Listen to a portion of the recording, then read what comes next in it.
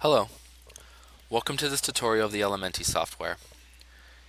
In this video, we're going to take an ICS feed from the library in Elementi and use it to parse data from a calendar or an ICS file that we've created in Outlook.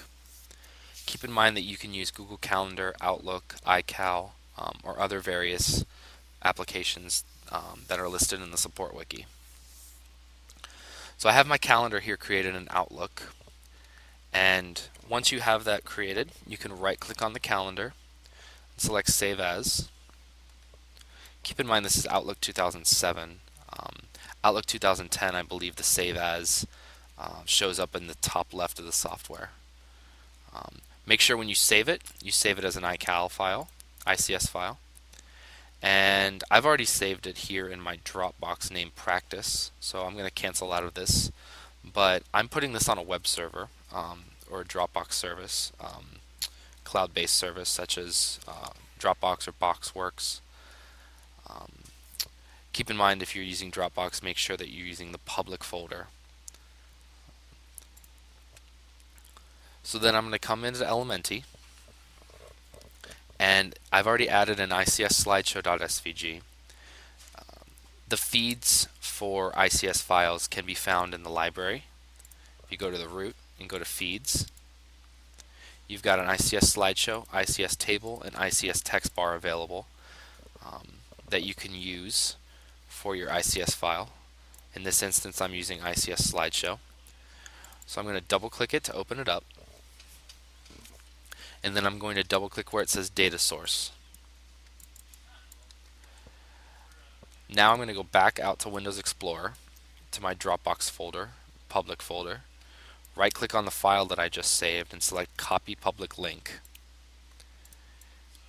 And then I'm going to paste this public link into the URI of this window and then click OK.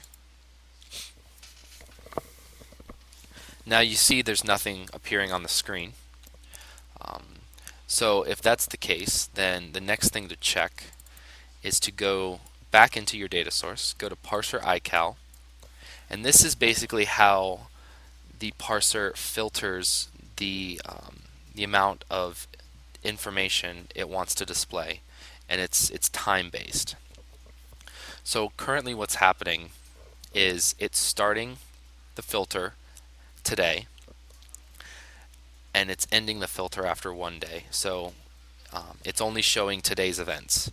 Well, if we look at our calendar, today's the 21st, there's nothing scheduled, so there's nothing going to be displaying. So I need to change this parser iCal. Let's change it to 2 days. And I click OK. We should have 2 events show up now because we're showing these 2 days. So we have 2 events showing tomorrow, so they will scroll through in the item duration that you list here. You can change the parser iCal to be whenever you'd like. So if you wanted to show only today's events relative to the time it is currently, you could do that as well. You have a lot of flexibility in that filter. The next thing is you can customize the look and feel of your ICS slideshow as well as your ICS table to give it the look and feel that you want. The ICS text bar is solely text. ICS slideshow and ICS table allow you to place images and videos or enclosures into your feed, as well as have layer-based editing. So in the ICS slideshow, we go to layers, and as you can see, I can click on a layer and move it and size it how I want. So I'll just keep title the way it is now, but let's say I wanted to move the location over to the left side. I can do that. And then start date and start date long time and start date short time. So you can move the layers around to give it the look and feel that you'd like. The next thing I'll explain is these tags and how they function. If I were to open up one of these events,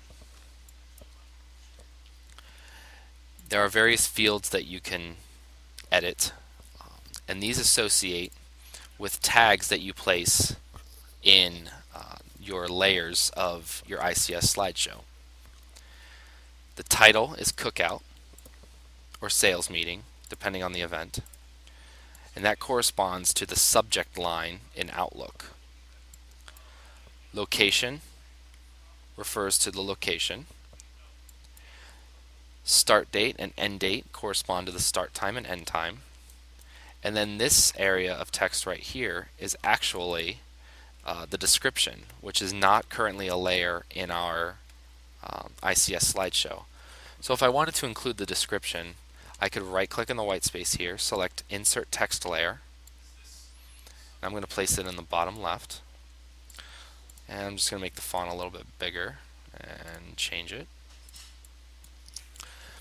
And to get the description text to show up from the calendar event, it looks very similar to the other text layers. We're going to set the text layer to the 2 open square brackets, description, and then close the square brackets. And then when I click save, it should tell me to come have a hot dog, or 5. And then I think the sales meeting, the sales meeting doesn't have a description. I didn't put it in there. Yes, it does. It doesn't. Now with the start date and end date, you have the ability to change the format that the time shows up as. So as you can see, we actually have 2 start date fields here, or tags, within the text layer.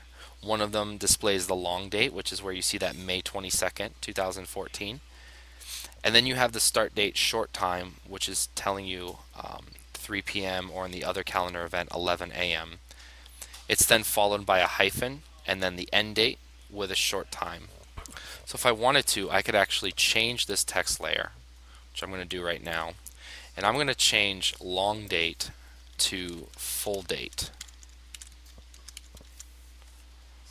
And watch how it changes.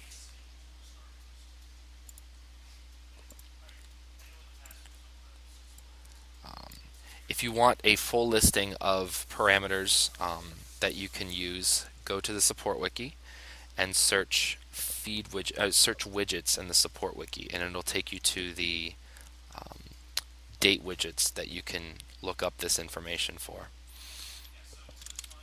I'm going to change it back.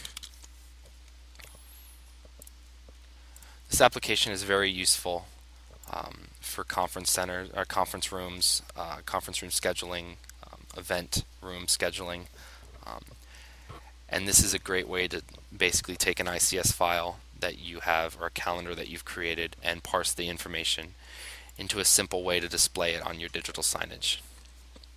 Thanks for watching this tutorial.